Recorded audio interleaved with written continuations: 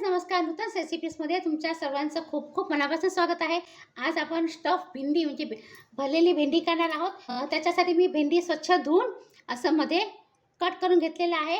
आता त्याच्यासाठी आपण मसाला करूया. रोस्टेड शेंगदाणे आणि तीळ आपण ॲड करायचे आहे. भाजून घेतलेली आहे दोन्ही वस्तू. हे मी नायलॉन शेव ॲड करते आहे 2 ते 3 चमचे. मसाले करायचे आहेत.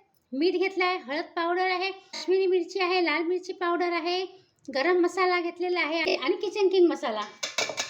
1 चमचा आलं लसूणची पेस्ट ॲड केलेली आहे. छान वाटून घेऊया आपण. वाटले मी काढून घेतलेले आहे. थोडंसं आपण तेल ॲड करूया.